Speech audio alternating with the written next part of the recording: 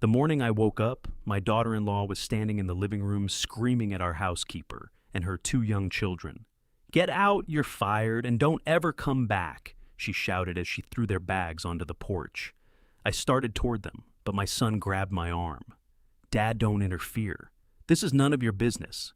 As the housekeeper walked past me, she quietly slipped a folded note into my hand and whispered, "Don't drink anything your daughter-in-law gives you, and whatever you do, don't trust your son." I froze where I stood. Thank you for being here. It means everything. Drop a comment and let me know where you're joining from today. A city, a country, even just a hello. Let's build something together here on Revenge Dad.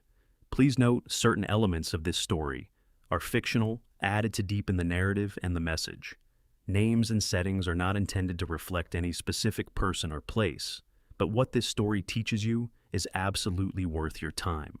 The door slammed so hard the picture frames rattled on the wall. I stood in the middle of my bedroom and listened to the sound, Fade Richards' footsteps retreating down the hallway, Diane's heels clicking sharp and deliberate on the hardwood stairs, then the distant clatter of the kitchen below, as if nothing had happened, as if this were an ordinary Monday morning in the Hargrove house. My right hand was shaking, not from age, not from the cold, from the crumpled piece of paper I had pressed so tightly into my palm that the edges had left red marks on my skin. I found the armchair by memory and lowered myself into it. My knees ached the way they always did in September, when the first chill came off the Hudson and settled into the old bones of this house. I smoothed the paper open across my thigh and leaned forward, bringing it close to what remained of my vision, two small windows of blurred light in a world that had been growing darker for 3 years. Clara's handwriting was urgent, the letters pressed hard into the paper, as though she had been afraid the words might escape if she didn't hold them down firmly enough. She had written in red ink. I noticed that first. Red, not blue, not black. She had wanted me to see it clearly. I read it once, then I read it again, and then I sat very still with the paper on my knee and let the words settle into me the way a verdict settles into a courtroom, slowly, irrevocably changing everything in the room without making a sound. The pills are not what they say they are. I heard them in the kitchen Tuesday night. Diane said, "By the time the evaluation comes, he won't know what he's signing." Richard said, "What about the money?" Diane said, "All of it, every account, the house, everything." Judge Hargrove, please do not take the medication. They are trying to take everything from you. Do not trust anyone in that house, not even your son. My son. I pressed 2 fingers against my eyes and breathed through the pain of it, a deep bending pain that had nothing to do with my vision and everything to do with the 8-year-old boy who used to run down that hallway every evening when he heard my car in the driveway. "Dad, did the good guys win today?" He asked me that question for 6 years straight, every single evening without fail, rain or shine, whether I had won or lost, or sat through 7 hours of testimony that made me question everything I thought I understood about human nature. He would ask, and I would scoop him up and say, "Yes, son, today they did," even when it wasn't entirely true, because that boy deserved to believe in something. What happened to that boy, Richard? I pressed my palm flat against my knee and forced myself to stop. Grief was a luxury I could not afford right now. Eleanor had told me that once not about Richard, but about a case I had brought home with me, a father I had sentenced who had wept in the courtroom and made me weep in my car on the drive home, and saved the grief for, after Walter. She had set her hand on my face, her voice the steadiest thing in any room she ever entered. "You can fall apart when it's over, but right now, someone needs you to hold it together. Eleanor." God, I needed her voice right now. I got to my feet. My legs felt unsteady beneath me, but I locked my knees and made myself stand straight the way I had stood for 30 years when I walked into a courtroom and every person in that room turned to look at me. Posture was not vanity. Posture was intention.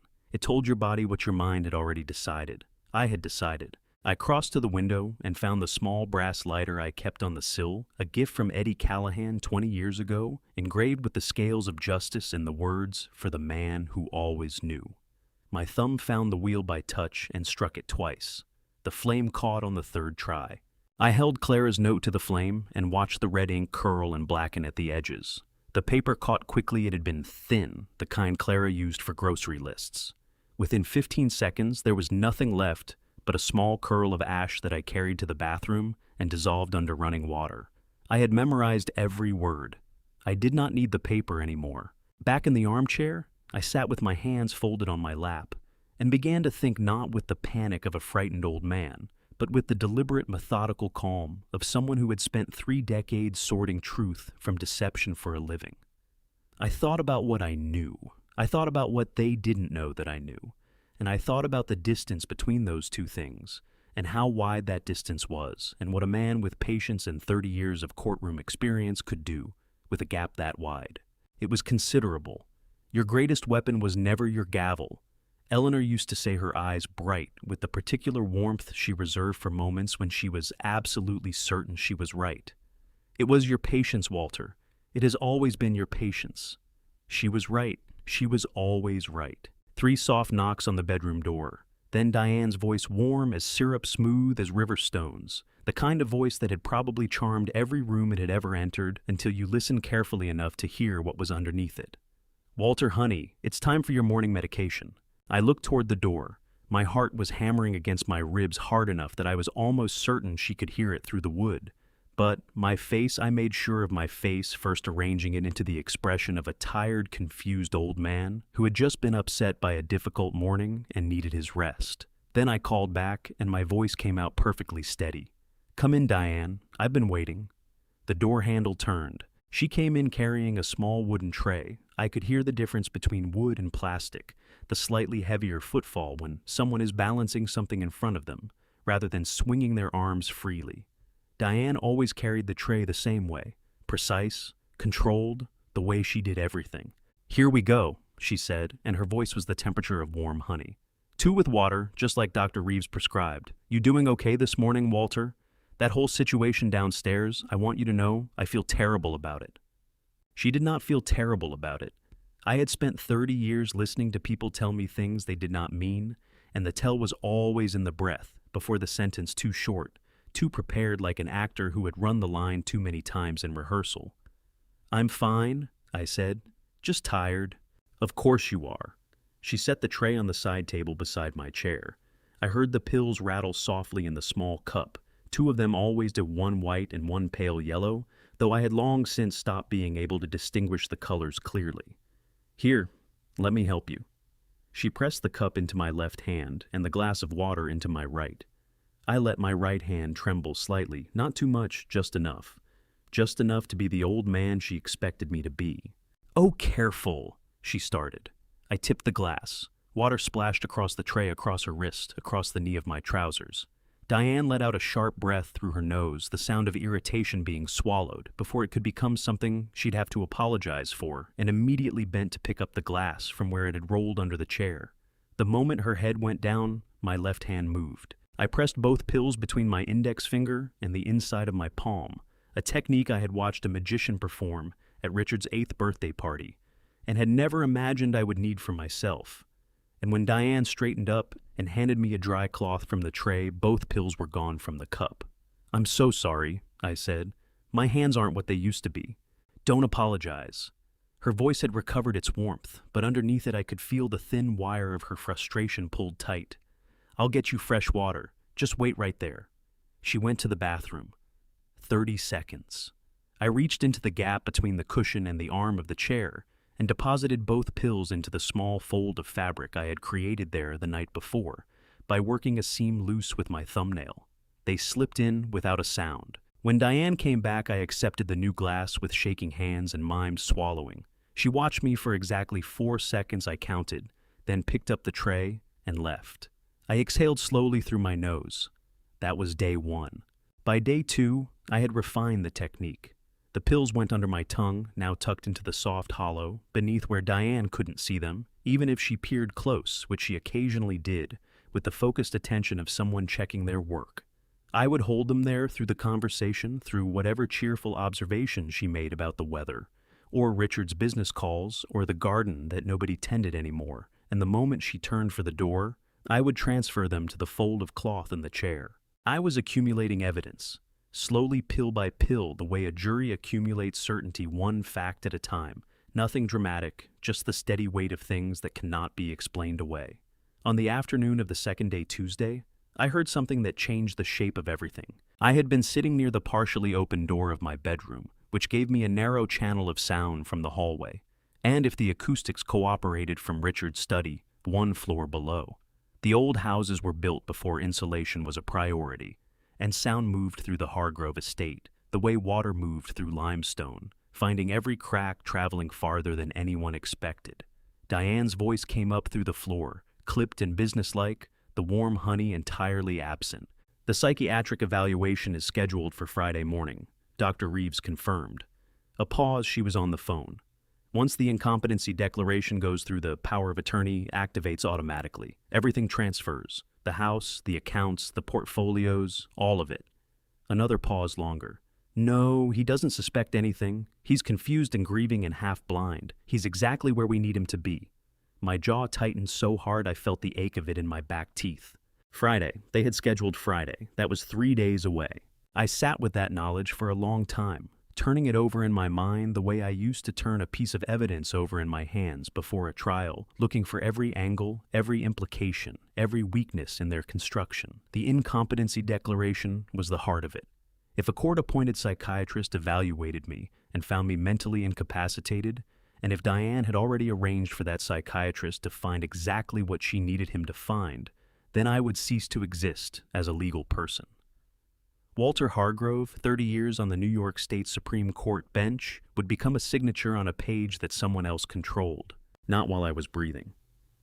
I reached for the telephone on the side table. It was the old landline. Richard had kept it connected, because I couldn't manage a smartphone anymore, and because it gave him some comfort, I think, to believe I was too diminished to use anything more sophisticated. He was wrong about that. He had been wrong about several things. I lifted the receiver and held it to my ear. And then I heard it. It was faint, barely there, the ghost of a sound beneath the dial tone. A soft electronic hum that pulsed once every 4 or 5 seconds, so subtle that anyone who hadn't spent 30 years presiding over wiretap cases would have dismissed it as line noise. I had presided over 11 wiretap cases. I knew exactly what I was hearing. Richard had tapped the phone line. Probably within the last week, probably the same week he had started watching me more carefully, timing his movements through the house to intersect with mine more often than a coincidence could explain. He thought I hadn't noticed. He thought I was too far gone to notice.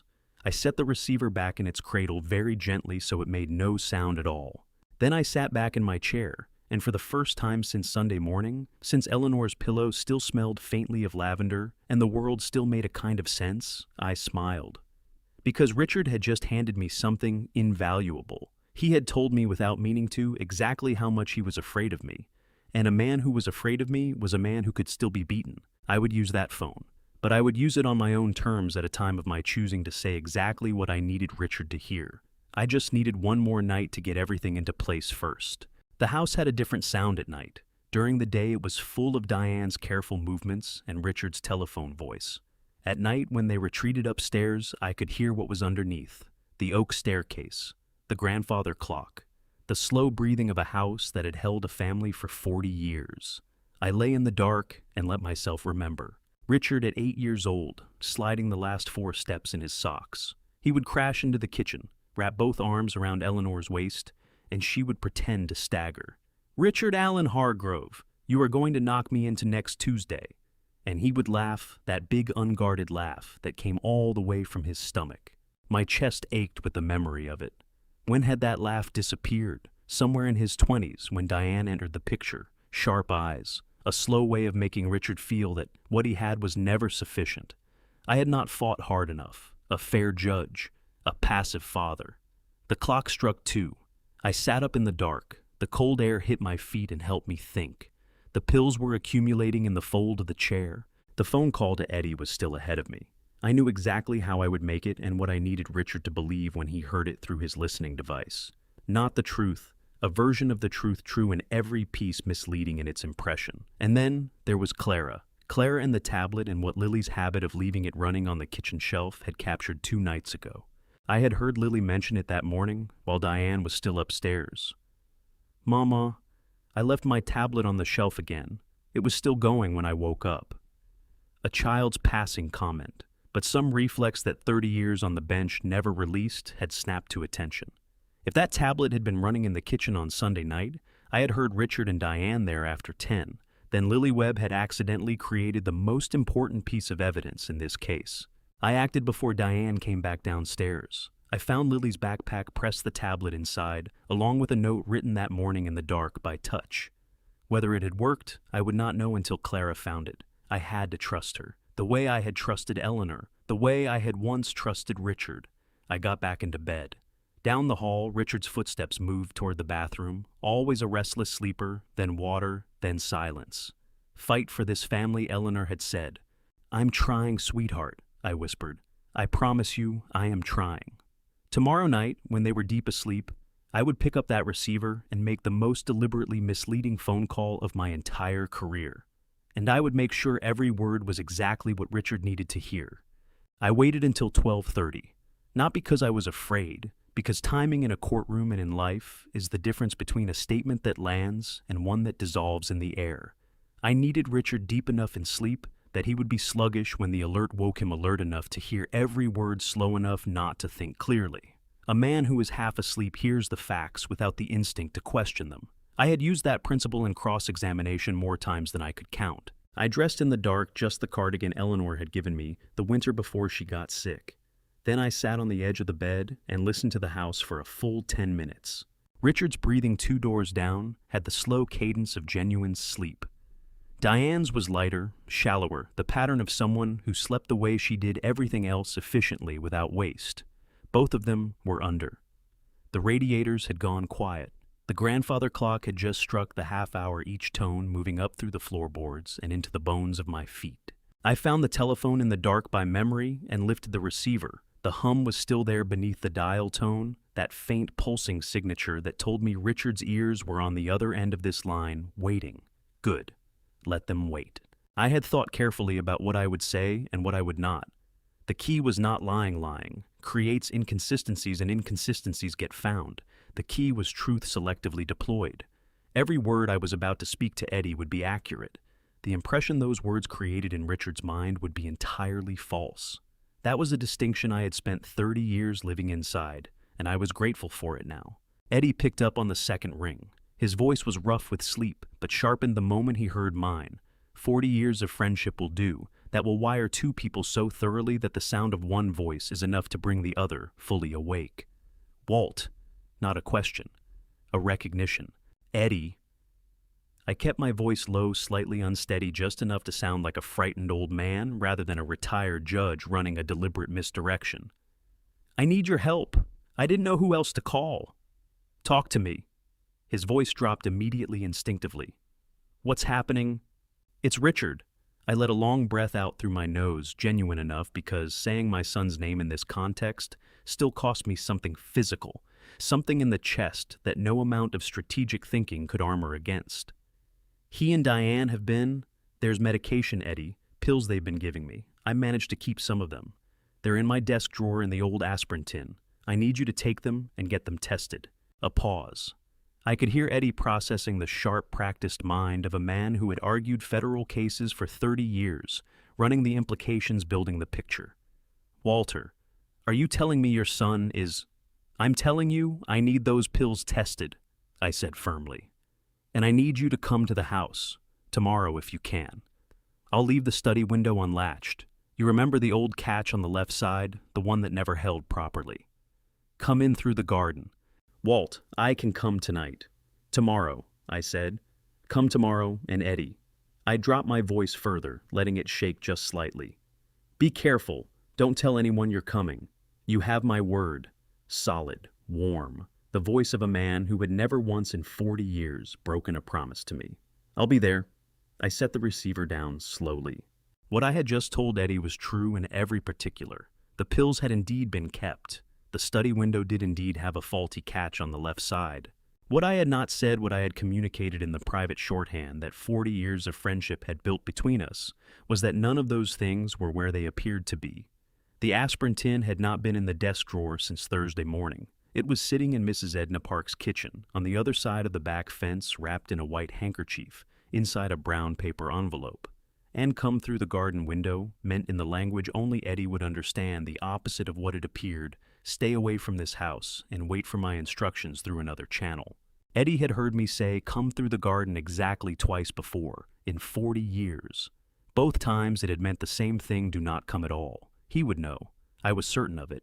In the room down the hall, I heard it the soft, urgent sound of bed springs, Diane's low voice, the creak of floorboards as Richard sat up in bed.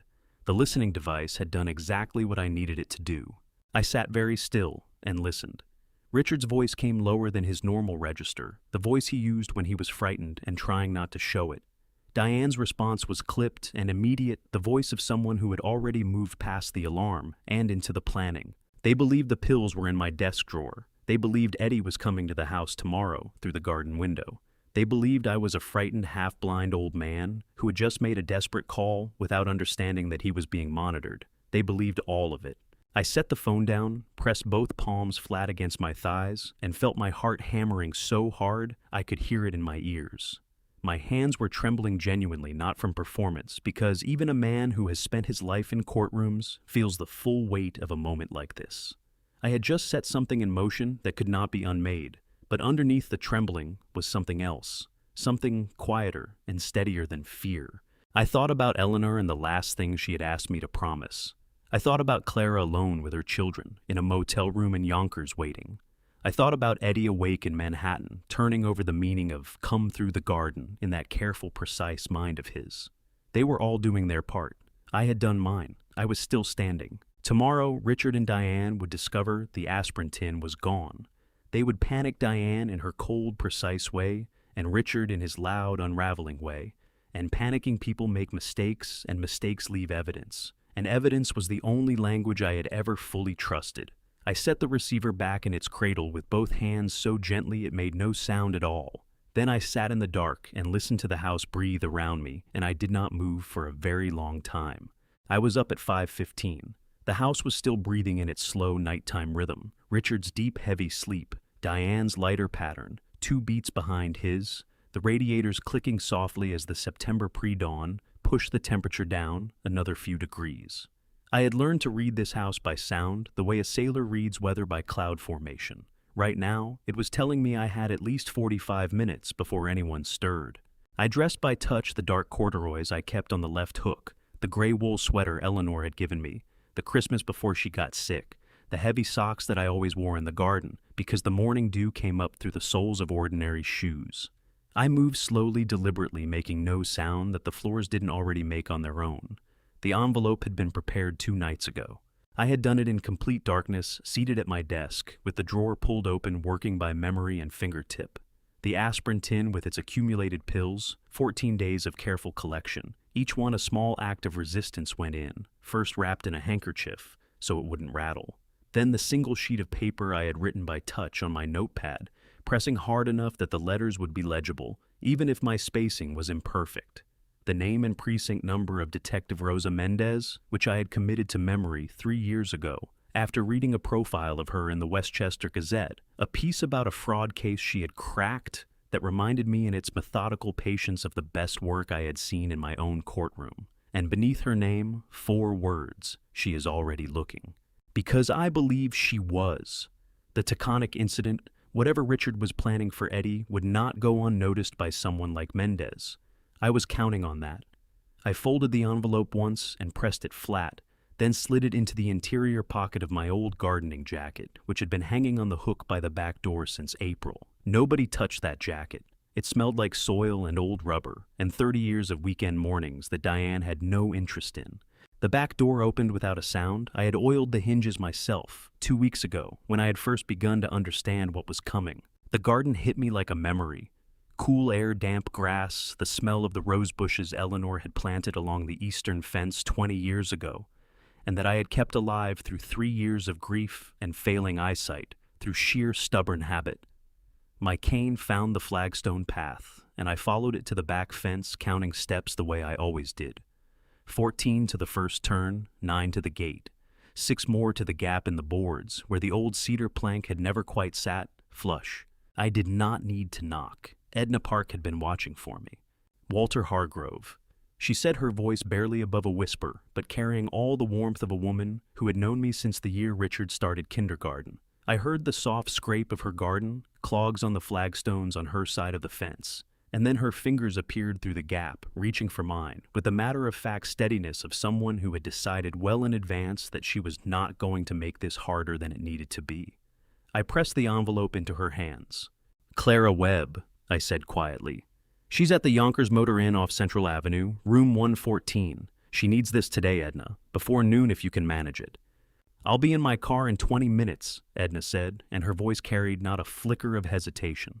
This was what 75 years and a backbone like structural steel produced in a person, the complete absence of the kind of dithering that younger people mistook for caution. "Is there anything else in that envelope I should know about?" "There's a name," I said. "A detective. Clara will know what to do." Edna's fingers tightened briefly around mine, a firm, deliberate pressure that said everything her words didn't need to. She had been Eleanor's closest friend for 31 years. She had sat beside Eleanor's hospital bed for the last 4 days. She had brought food to my door every Monday for the 3 months after the funeral, leaving it on the step without knocking because she understood somehow that I could not manage conversation, but could manage eating if someone made it easy enough. "Eleanor would be very proud of you," she said. "You know that, don't you?" My throat closed around whatever I might have said in response. I pressed her hand once, released it, and turned back toward the house. I had taken 4 steps when Diane's voice came from above me, sharp and sudden through the morning air. "Walter." The second-floor window directly above the garden path. I could hear it open, the particular groan of the sash that I had been meaning to fix since 2019. "What are you doing outside this early?" I stopped walking, turned my face up toward her voice, arranged everything, my posture, my expression, the slight forward lean of a man who is cold and a little disoriented and thoroughly harmless. "Just getting some air," I called back, letting my voice come out thin and slightly vague the way it did when the medication was supposed to be affecting me. "The garden helps me think, Diane. Eleanor always said the roses smelled best in the morning." A pause. I could feel her studying me from above, calculating, measuring, deciding. "Come inside," she said finally, and her voice had recovered its warmth, though it fit poorly over the suspicion underneath. "Your breakfast is almost ready. You shouldn't be out in the cold." "I'll be right in," I said. I waited until I heard the window close. Then I exhaled a long, slow breath that fogged briefly in the cold morning air and dissolved, and I walked back to the house with my cane and my empty jacket pocket and the particular lightness of a man who has just moved his most important piece across the board. The envelope was gone. The evidence was in motion. Now I had to wait. Clara told me everything later. Not all at once. It came out in pieces, the way things do when someone has been carrying something alone for too long and finally has a safe place to set it down. She told me about the motel room first, then the tablet, then the knock at the door. By the time she finished, I had the whole picture, and it was one of the most important pictures anyone had ever given me. The motel room on Central Avenue in Yonkers smelled like industrial carpet cleaner and someone else's coffee.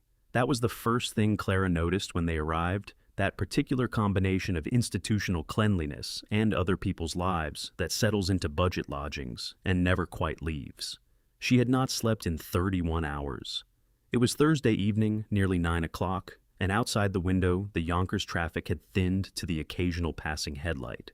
Lily and Lucas were finally asleep, pressed against her on either side, both of them exhausted from a night of questions she could not fully answer. Why did we have to leave Mama? Is Judge Walter okay? Can we go back? She had answered each one as honestly as she could manage, which was not very honestly at all, and eventually exhaustion had done what her words couldn't and pulled them both under. She was going through Lily's backpack for the 3rd time, looking for the child's inhaler, which had a habit of migrating to the bottom beneath everything else when her fingers closed around something that did not belong, the tablet. Small, the blue case scratched at the corners from months of being carried everywhere. And underneath it, folded into a tight square, a piece of paper in handwriting, she recognized immediately large, slightly uneven letters pressed deep into the page. The handwriting of a man writing by touch in the dark. Clara. The tablet. Check the recording from Tuesday night. Then, wait for Mrs. Park.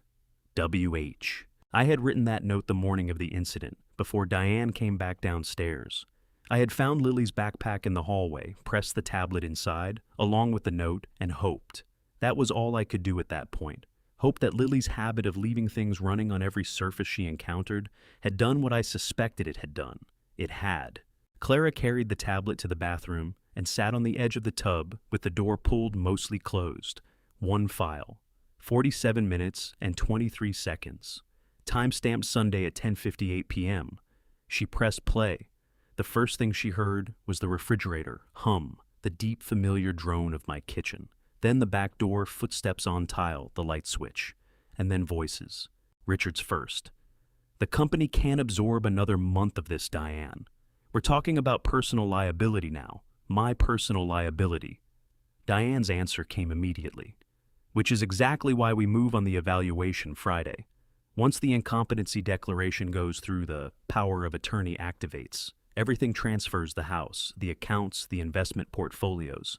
All of it more than covers what we owe. And if he fights it, then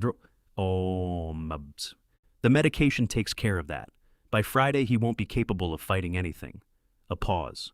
Richard, look at me. We have worked too hard and waited too long to lose our nerve now. This is already done. We just have to finish it. Clara told me. She pressed her fist against her mouth so hard she felt her teeth through her knuckles. Her eyes burned and filled and spilled over, hot tears running down her face while she sat hunched over that sink, listening to 47 minutes of a plan to erase a man she had worked beside for 6 years. She was still crying when the knock came at the door. 3 soft taps, a pause, 2 more. Mrs. Park stood in the doorway in her driving coat, the brown envelope held out in both hands. She looked at Clara's face, and her own creased with pain. "Oh, sweetheart," she said, and her voice broke cleanly on the second word. "He planned all of this," Clara said. Her voice was wrecked raw at the edges. He knew what they were doing, and he planned every single piece of this before they even threw us out. "He's been planning it since the moment he read your note," Edna said quietly. "That man did not survive 30 years on the bench by waiting for things to go wrong." Clara opened the envelope with shaking fingers. The aspirin tin. A folded paper with a name and a precinct number, and 4 words underneath. "She is already looking." She wiped her face with the back of her hand, took one long breath that shuddered all the way down, and reached for her phone. She dialed. It rang twice. "Detective Mendez speaking." Clara told me that when she heard that voice, something in her went very still, the way things go. Still right before a decision gets made, right before a person commits to something they cannot undo. She straightened her spine. When she spoke, her voice was steadier than she felt, steadier than she had any right to be at 4 a.m, in a motel bathroom in Yonkers, with her children asleep on the other side of a thin wall. "Detective, my name is Clara Webb. I worked for the Hargrove family. I have 47 minutes of audio that I think you need to hear right now. I have thought about that moment many times since. Clara Webb, alone in a bathroom in Yonkers, 2 sleeping children 30 feet away, making the call that changed everything. She did not hesitate. She did not ask anyone for permission. She simply looked at what she had in her hands and understood what it was for. I had trusted her because she had shown me day after day for 6 years exactly who she was. That night, she proved it in a way that no amount of ordinary work ever could. She called Mendez, and Mendez answered. And everything that came after began in that bathroom at 4 a.m, with a woman who kept her voice steady because she had made a promise, not to me, not out loud, but to herself, that she was not going to let me down. She didn't. I learned what happened inside that house on Thursday afternoon from 2 sources: Tommy Briggs, who told it to Detective Mendez and then told it again on the witness stand 3 months later, and the digital forensics report that reconstructed every text message and voice clip Diane had assembled that day. Between those 2 accounts, I can tell you what happened almost minute by minute. I have gone over it enough times that it no longer feels like someone else's story. It feels like something I watched through a window. Diane did not panic. I want to be precise about that because it matters. Panic would have been manageable. Panic makes mistakes, and mistakes leave evidence. What Diane did instead was something far more dangerous, she thought, and then she acted. Richard had been pacing since 9 a.m. The phone call to Eddie had rattled him. Diane had played back the recording twice over breakfast, dissecting every word, and the more she listened, the less it fit the pattern she expected from a frightened old man. The pauses were wrong. The phrasing was too deliberate. "Something's off about that call," Richard said when Diane finally looked up from her laptop. He said the pills were in the desk drawer. He said Eddie should come through the garden, but the way he said it, it was like he was reading from a script. It was, Diane said. Her voice was level, controlled. Which means he knows the line is tapped, which means he's been performing for us. She closed the laptop halfway and looked at her husband. I need to check the study, tonight after he's asleep. If the aspirin tin is where he said it is, we have nothing to worry about. If it isn't, what if it isn't? Richard asked. She looked at him steadily. Then we move tomorrow. No more waiting. The way I would later think that a surgeon keeps a scalpel level, precision requires the complete absence of tremor. Which means he got something out of the house without us seeing it, probably through the park woman next door. She pushed the laptop aside and stood up from the desk. The lawyer is the problem now. If Callahan reaches the police with whatever Walter gave him, we are finished tonight. She walked to the window, then turned back to face Richard. So we deal with Callahan before he gets there. Richard's pacing stopped. What do you mean deal with him? I mean, we make sure he doesn't arrive anywhere he's not supposed to arrive. She held out her hand. Give me your phone and sit down. She worked for 11 minutes. Richard watched her and did not speak. Tommy told Mendez that he could hear the silence from the hallway and that it was the kind of silence that felt occupied the silence of a room where something irreversible was being constructed. What Diane built the forensics report would later confirm was assembled from fragments of my end of the phone call the night before. Richard's listening device had captured every word I said to Eddie, and Diane had spent those 11 minutes cutting and rearranging my own voice into something I had never said. A text message from my cell phone which Richard had been monitoring remotely since June, reading Eddie change of plan. My old study. Tonight. Don't call first. And a 14-second voice clip assembled from my words, my voice saying, Eddie, a breath tonight, another breath come alone.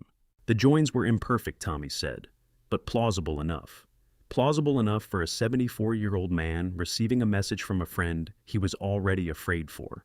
She sent both simultaneously at 2:47 in the afternoon. He'll come, she said. Tommy appeared in the doorway at 3 o'clock, car keys already in hand. He was 32 years old, compact and quiet, with the kind of stillness that came not from peace but from long practice at making himself inconspicuous. He had driven for Richard for 4 years. He was good at his job because he understood that his job fundamentally was to be invisible. We're going out tonight, Richard said. Late, Taconic north of exit 13. I'll tell you the rest when we're in the car. Tommy's eyes moved just briefly, just a fraction, to Diane. She was looking at her laptop screen. Yes, sir, Tommy said. He turned and walked back down the hallway. Neither Richard nor Diane saw the way his jaw tightened as he went, or the way his hand closed around his car keys hard enough that the teeth of them pressed white marks into his palm. Tommy told Mendez he had known in that moment, with the particular clarity that arrives when a person finally stops lying to himself, that the evening was not going to end in a way he could live with easily. He had told himself for weeks that Richard was all talk and desperation. Standing in that hallway listening to the sound of Diane's fingers on the keyboard, he understood that he had been wrong. He walked to his car. He did not go back inside. In Manhattan at 2:49, my old friend Eddie Callahan's phone lit up on his kitchen counter. He read the text. He listened to the voice clip twice, listened to what he believed was my voice saying words I had not said in a sequence I had not chosen. He felt his chest tighten with the particular fear of a man who loves someone and has been waiting for the news to get worse. He picked up his car keys. He did not call first. He drove north into an evening that was turning wet and dark over the Taconic Hills, and he did not know, could not have known, that on a stretch of road near exit 13, a black SUV was already waiting. I think about that drive sometimes. Eddie alone in his car, the rain starting, the wipers going, thinking about me, not about himself, about me. That was Eddie Callahan in its entirety, 74 years old, moving toward danger without hesitation, because his friend needed him without even knowing that his friend had already taken care of it. The word for that is not loyalty. Loyalty is what you owe someone. What Eddie had for me went deeper than debt. It was the kind of thing that does not have a clean name in English, the kind that only shows up in the moments when it is most needed and costs the most to give. He drove north. The rain came down harder, and I sitting in my armchair 3 floors up in Upper Westchester, listening to the house breathe, not yet knowing what was happening on the Taconic. I was counting on him to stay safe. I had not counted on Diane being as fast as she was. I was not there, but I have reconstructed it since from Eddie's testimony, from the state police report, from the traffic camera footage that Hayes pulled from the Taconic Authority servers 3 days later. I have gone over it so many times that it lives in my head now, like something I witnessed, which is its own particular kind of grief. The rain started around 10:30 and came down hard by 11, the kind of driving September rain that turns the Taconic into a black mirror and makes every curve feel like a suggestion rather than a certainty. Eddie was doing 52 in a 60 zone, which was always Eddie. The man had never driven faster than he needed to in his life, on roads or anywhere else. He told me later from his hospital bed that he had been thinking about me the entire drive, not with worry exactly, with the focused practical concern of someone who has identified a problem and is moving toward it. He had been running through the options in his head, what to say to the police, which prosecutor to call first, whether the forensic evidence alone would be sufficient, or whether they would need his testimony as well. He had been so absorbed in the logistics of helping me that he had not thought to be afraid for himself. That, he said, was probably a mercy. He was 2 miles north of exit 13 when the headlights appeared in his rearview mirror. They came up fast. Too fast for the conditions, too fast for the curve ahead. The kind of speed that is either reckless or intentional. And on a wet road at midnight with no other cars in sight, recklessness and intention produce the same result. Eddie registered them, the way an experienced driver registers an anomaly. A quick assessment, a slight tightening of the hands on the wheel, an instinct to move right and give the vehicle room to pass. He did not have time to do anything about it. The impact came at the rear left quarter panel, a single deliberate strike at the precise angle necessary to transfer maximum rotational force to the front of the vehicle. Eddie's sedan snapped right over corrected. Left hit the guardrail on the passenger side with a sound that the couple who would later find the scene described as something between a crack and a boom, and went over the embankment in a long, rolling fall that the official report would later describe as approximately 60 feet of lateral displacement before coming to rest against a tree line, which was the clinical way of saying the car rolled 4 times through wet grass and loose soil and darkness and stopped only because a stand of old hemlocks that had been growing on that hillside for 60 years happened to be there. The hemlocks held. They were the reason Eddie Callahan was alive. In the SUV on the road above, Richard stepped out into the rain. He stood at the guardrail for perhaps 20 seconds, looking down into the darkness where the embankment fell away below him. The rain hit the back of his neck and plastered his shirt to his shoulders. He could not see the car. The hillside was too steep, and the night was too dark, and the hemlocks were too dense. He could see only the bent guardrail, the long, dark scar in the wet grass, and the absolute absence of sound from below. No engine running, no horn, no voice. He stood there for 20 seconds. Then he got back in the car and said, "Drive." 1 word, that was all. In the driver's seat, Tommy Briggs had not moved. His hands had been at 10 and 2 on the wheel since they left the estate 2 hours ago, and they were still at 10 and 2, and he intended to keep them exactly where they were, because if he moved them, he was genuinely uncertain what they would do.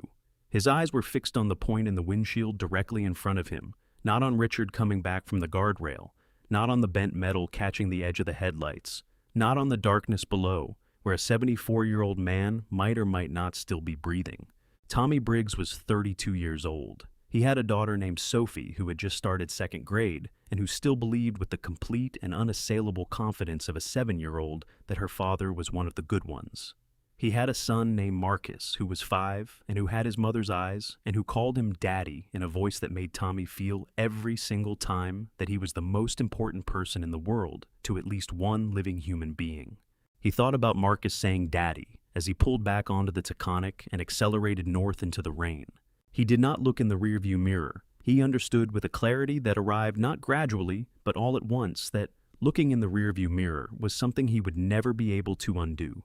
So he kept his eyes forward and his hands at 10 and 2, and he breathed through his nose very carefully, and told himself that the sound he was carrying in his chest, the sound of a guardrail bending, and then nothing, was something he would find a way to put down eventually. He drove for 6 miles before Richard told him to turn around and take the service road back to the estate.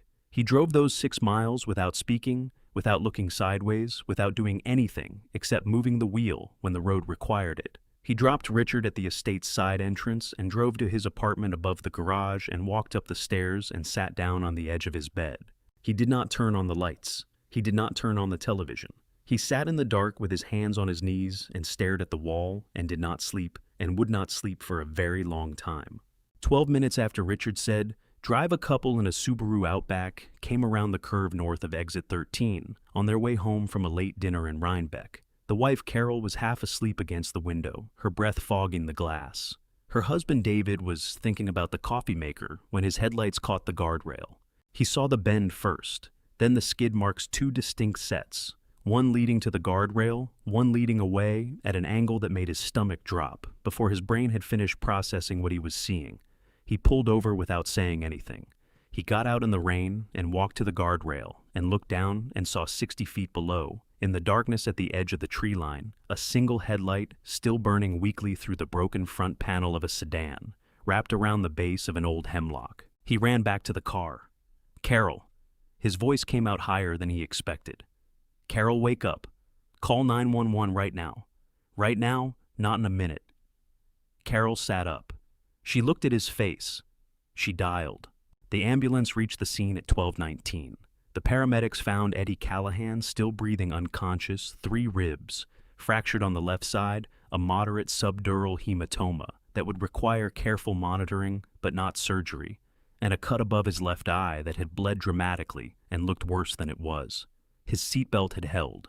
The airbag had deployed correctly. The hemlocks had absorbed the final impact at precisely the angle needed to stop the car's momentum without crushing the driver's side. And whatever Edward Callahan was made of at 74 years old, whatever combination of stubbornness and constitution and sheer accumulated refusal to yield that had carried him through 4 decades of federal courtrooms and one genuinely catastrophic marriage that had held 2, he was alive. At 2:41 in the morning, Detective Rosa Mendez received a call from Westchester County Dispatch about a single vehicle accident on the Taconic, with impact markings that the responding officer described as inconsistent with standard accident patterns. She was at the scene by 3:15, standing in what remained of the rain, with Hayes beside her, her flashlight moving slowly across the road's surface. The skid marks told a story. 2 sets of tire tracks, one belonging to the sedan, resting against the hemlocks, 60 feet below.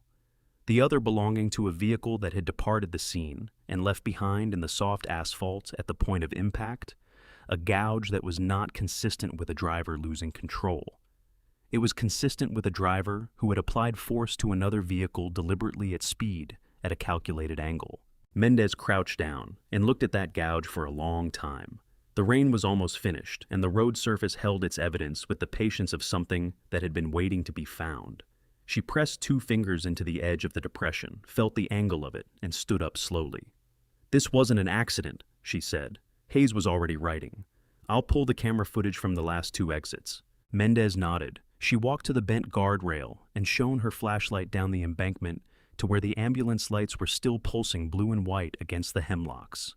She stood there with the last of the rain hitting the back of her neck and reached into the pocket of the jacket the responding officer had retrieved from Eddie's passenger seat, removed before the paramedics loaded him onto the stretcher and unfolded the small piece of paper tucked inside the breast pocket, dry and intact, protected by whatever instinct had made an old man think to put it there before he drove into the dark alone. "Walter Hargrove, Hargrove Estate, Upper Westchester. Call if anything happens to me. E.C." She read it twice, slowly both times. Then she looked at Hayes. "Get me everything on Walter Hargrove," she said. "Tonight, all of it." Hayes was already on his phone. That same Thursday night, while something I did not yet know about was happening on a rain-soaked stretch of the Taconic. 40 miles away, I lay in the dark and waited. Waiting had never been the hardest part of my work. In 30 years on the bench, I had waited through 10-day trials and 6-week deliberations, and the particular suspended agony of a verdict that everyone in the courtroom could feel coming, but nobody could yet name. I had learned to make waiting into something productive, a space for review, for refinement, for the kind of thinking that movement and noise and the pressure of other people's expectations tended to crowd out. But this was different. This was waiting without information, and that I was discovering at 72 years old was the one variety of patience I had never fully mastered. The rain was heavy against the windows, heavier than it had been all week, the kind of sustained downpour that made the old house sound like it was being gently and persistently applauded. I lay on my back with my hands folded on my chest and listened to it and tried to think clearly about what I knew and what I did not know and what the distance between those two things might cost me. I knew the pills were with Clara. I knew Clara had the tablet. I knew Eddie had received the message, and if I had read him correctly across 40 years of friendship, understood what I was actually asking him to do, which was nothing, not yet just wait and be safe and be available when the time came for him to be useful, in the way only a living person can be useful. What I did not know was whether any of it had worked. That was the part that pressed down on my chest in the dark like a physical weight. The plan was sound. I had gone over it enough times to be confident of that. And false modesty about one's own competence is as useless as false confidence about one's own limitations. But sound plans fail. I had seen it in my courtroom too many times to pretend otherwise. Evidence goes missing. Witnesses recant. People you trusted make decisions you never anticipated. Because people are not variables in an equation, they are human beings with their own fear and their own calculations. And fear especially has a way of producing outcomes that no amount of careful planning can predict. I thought about Clara sitting in that motel room with Lily and Lucas asleep on either side of her, and my chest tightened so severely that I pressed both fists against my sternum and held them there until the feeling passed. She had not asked for this. She had come to work for this family 6 years ago because she needed steady employment and had a gift for caring for people. And she had stayed because I believed this. I had always believed this. She was the kind of person who finishes what she starts regardless of what it costs her. She had been thrown out of this house with her children and a suitcase and no notice, and the first thing she had done was make sure I received information that could protect me. The second thing she had done, if the tablet had worked, if Lily's habit of leaving things running on every surface she encountered had captured what I hoped it had, was give me a weapon I could not have manufactured myself. I had not deserved that kind of loyalty. I was not sure anyone fully deserves the loyalty of someone like Clara Webb. You can only try to be worth it. Fight for this family, Eleanor had said. I was fighting. I wanted her to know that. I wanted it badly enough that I turned my head toward her side of the bed, the empty side, the cold side 3 years cold now, and said it out loud into the dark, quietly the way you speak in a room where someone is sleeping. I'm fighting, Eleanor. I want you to know that I am finally fighting. The clock in the front hall struck 2. Each tone moved through the walls and the floors and arrived in my chest like a slow measured heartbeat that belonged to the house itself.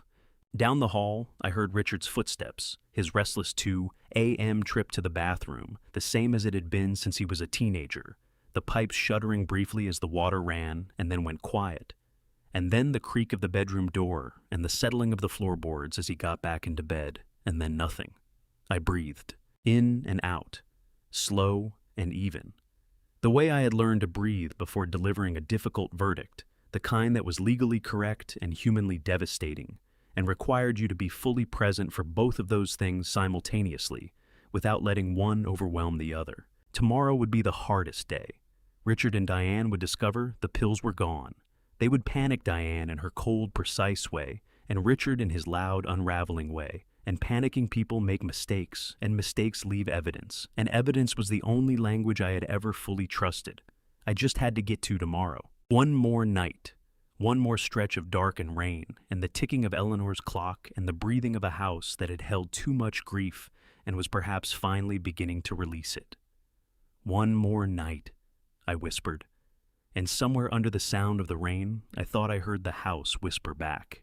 Eddie told me about waking up in pieces. Not all at once, not the sudden dramatic return to consciousness that people imagine when they picture someone surviving something like that. It came in layers, he said.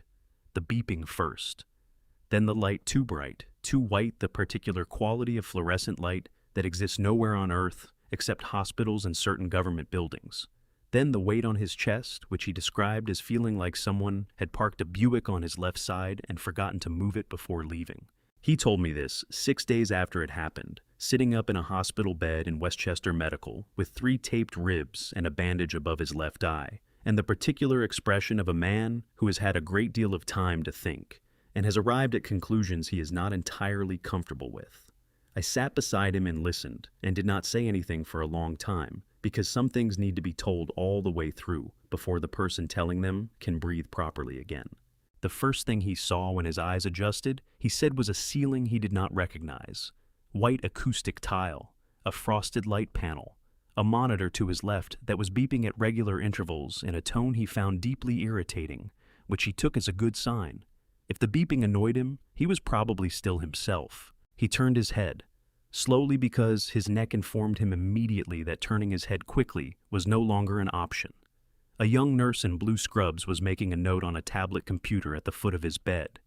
"Hey," he said. His voice came out as something between a croak and a whisper. The nurse looked up. Her eyebrows went immediately to her hairline. "Mr. Callahan, you're awake." She was already moving toward the door. "Wait." He raised one hand, the one without the clip on it, and the effort sent a white bolt of pain through his left side that made him grunt and press his teeth together hard. 3 ribs. He could feel them, or rather, feel the place where they were supposed to be and currently were not. "I need you to call someone first." "Sir, I really need to—" "Please." The word came out with more force than he expected, ragged at the edges, but carrying enough weight that the nurse stopped moving. "His name is Walter Hargrove. He lives at the Hargrove Estate in Upper Westchester. I need someone to call him and tell him I'm—" He stopped, reconsidered. "Tell him I'm at Westchester Medical. Tell him I'm not dead yet." The nurse looked at him for a moment with the expression of someone who has seen a great many things in a hospital at 4 in the morning and has learned to take most of them in stride. Then she said, "I'll pass that along," and went to get the doctor. Eddie lay back and closed his eyes and breathed very carefully around the Buick on his chest. He was alive. That was the operative fact. Everything else, the ribs, the headache building behind his left eye, like a thunderstorm looking for somewhere to land. The dried blood tightening the skin above his eyebrow. Everything else was detail. He was alive, and I was the first person he thought of when he woke up.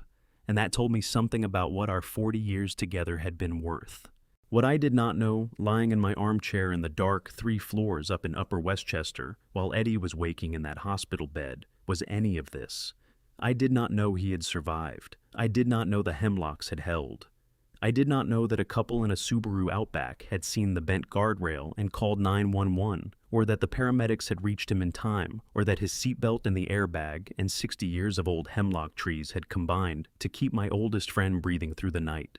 I would not know any of it until the following morning. That night I lay in the dark and did not know, and the not knowing was the worst thing I had felt in a very long time.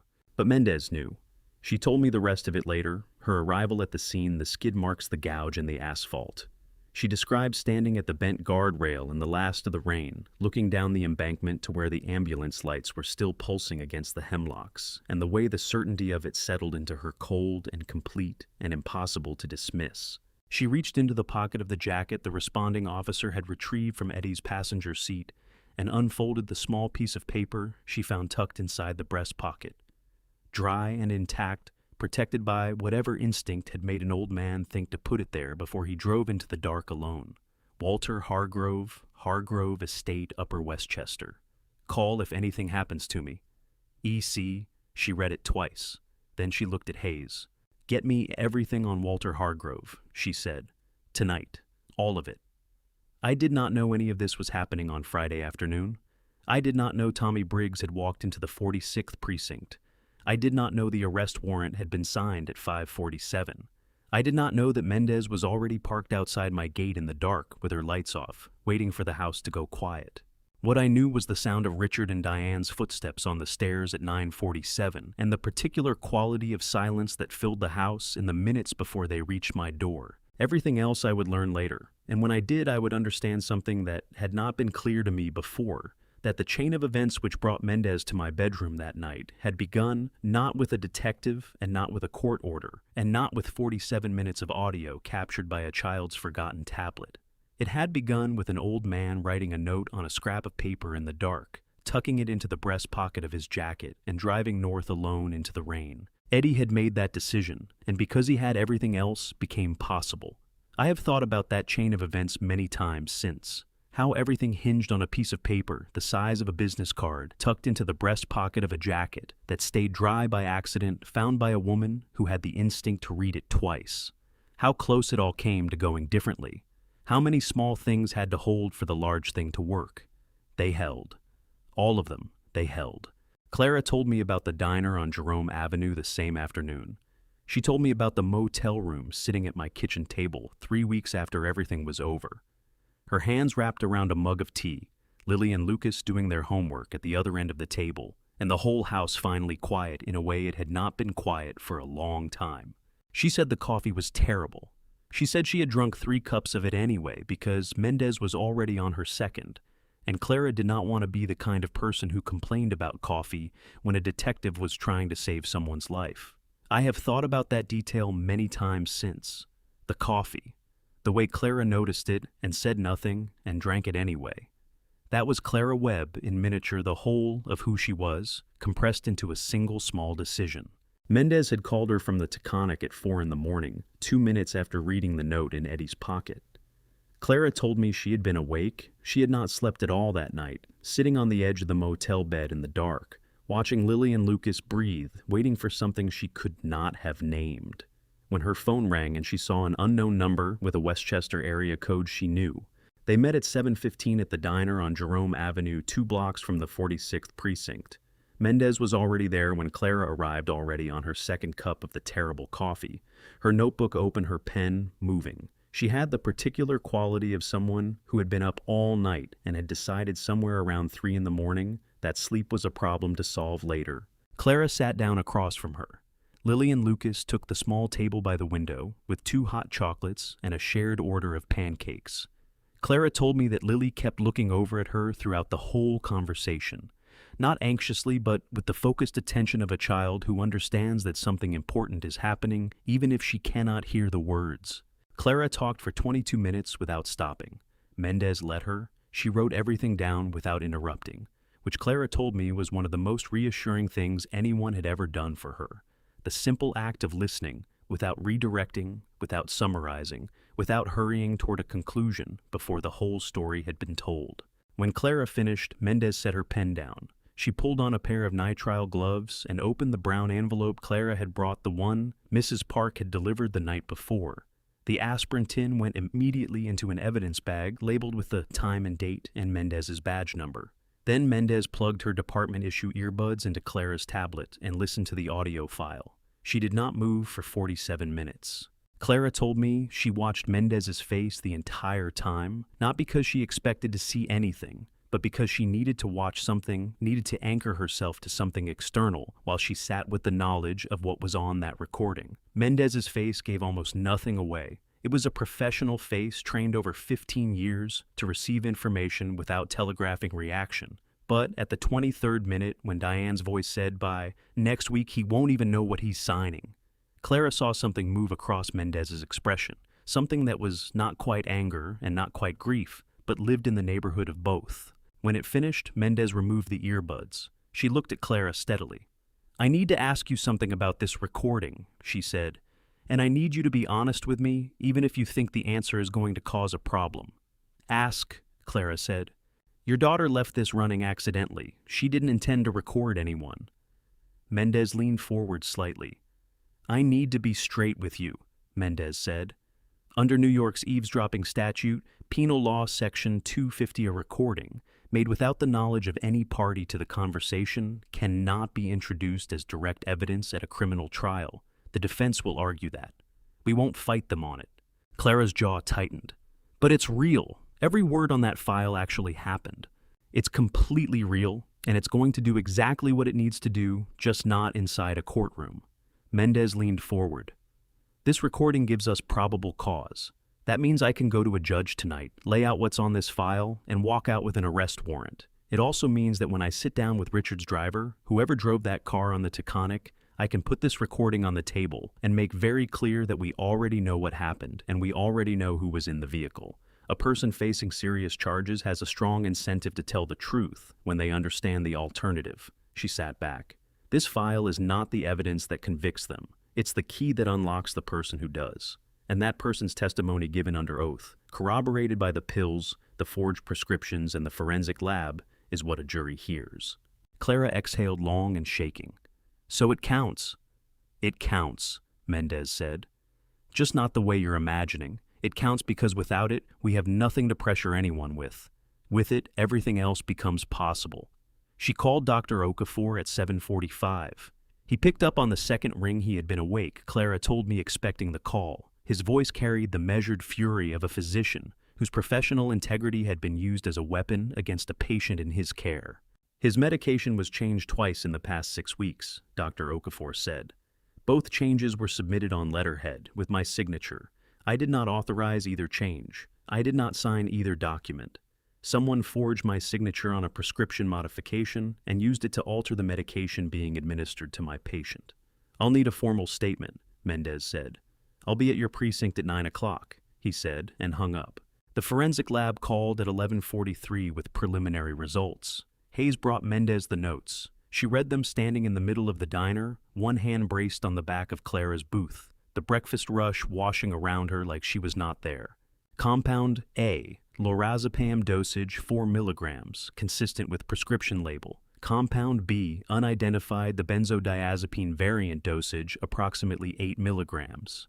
Not consistent with any label on file. Long-term administration at this level would produce significant cognitive impairment in an elderly patient.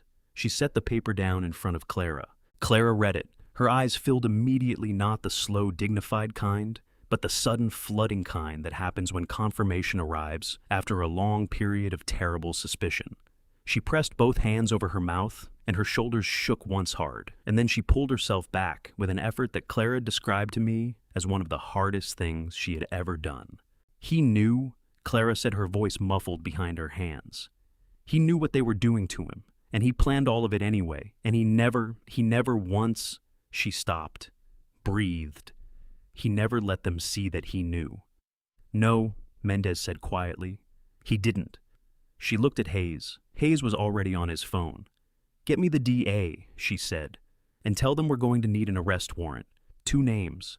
From the table by the window, Lily Webb looked up from her pancakes and watched her mother cry and cross the diner without being asked, and put both arms around Clara's neck and held on with the total uncomplicated commitment that only an 8-year-old can manage. Lucas followed 30 seconds behind as he always did and pressed his face against his mother's arm. Mendez watched them. She told me later when I asked her what she remembered most about that morning, that it was not the recording or the lab results or the arrest warrant. It was that.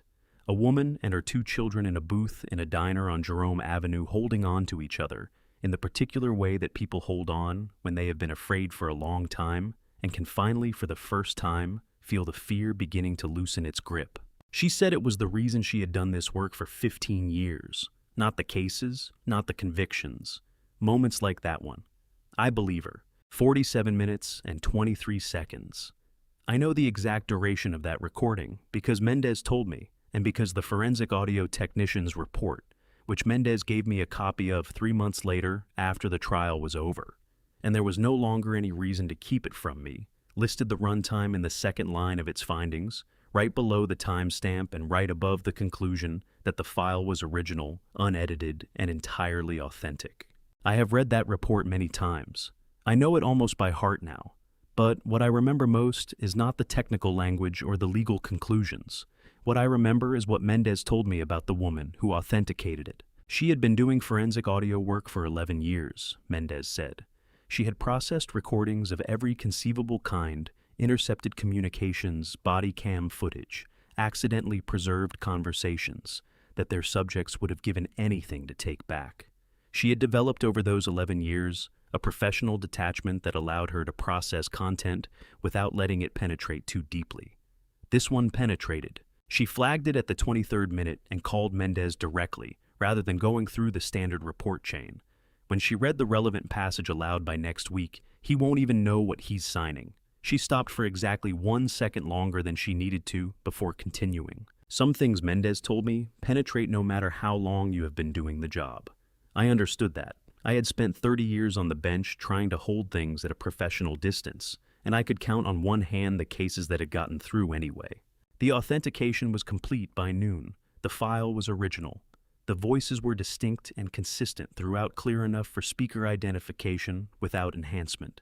2 segments had been flagged for particular attention in court. Mendez called the DA's office before the report was even printed. That was what was happening at the NYPD lab on 168th Street on Friday at noon. What was happening at the Hargrove estate at the same time was considerably less orderly. I was in my armchair by the window when I heard Diane on the stairs. Not the precise measured pace she usually kept, something faster, something with an edge to it that I had not heard in her footsteps before. I had been listening to her move through this house for 3 years, and I knew every variation of her step, the way you learn the vocabulary of a sound after enough exposure to its nuances. The edge I heard now was not anger. It was something colder than anger. It was the sound of a person who has just discovered that the board they have been standing on is not as solid as they believed. She came into the room without knocking. She went directly to the desk without speaking. I heard the combination being entered on the safe 6 digits, the same sequence she had used since she first obtained it 4 months ago. Through a combination of patience and the kind of methodical attention to detail that would have made her an excellent attorney under different circumstances. The safe opened. I heard the mechanism release. And then I heard nothing.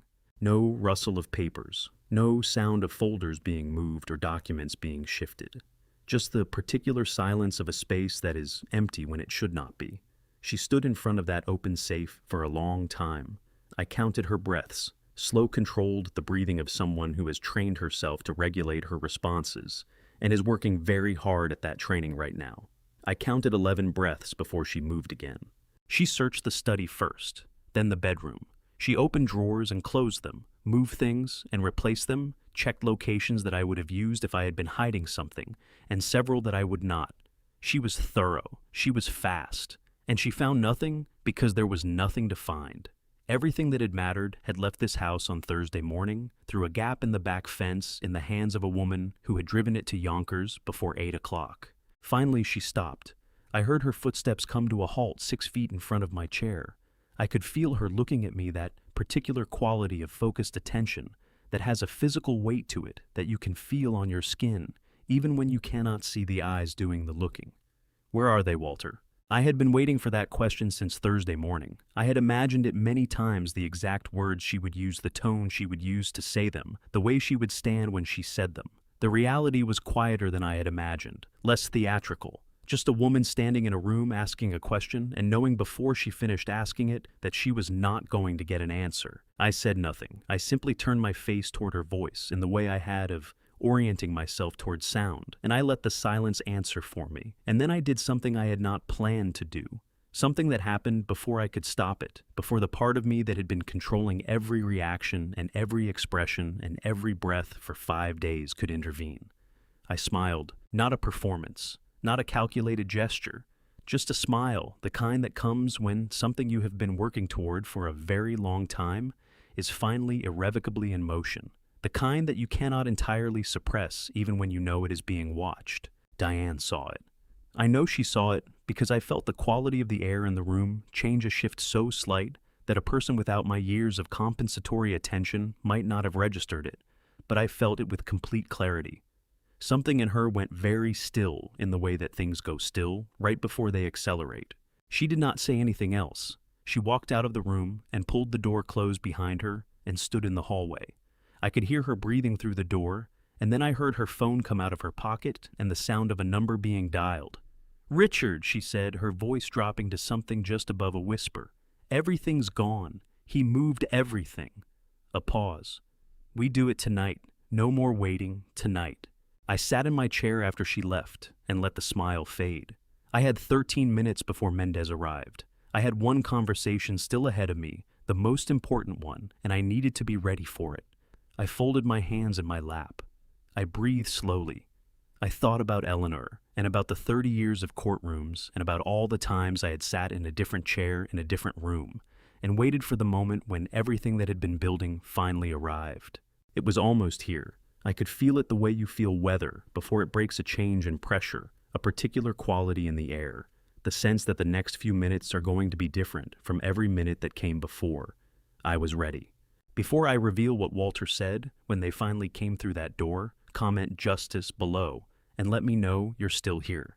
Because what happens in the next few minutes will stay with you for a long time.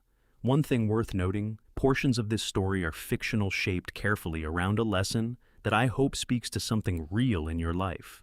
If this isn't the content for you, this is your moment to step away gracefully.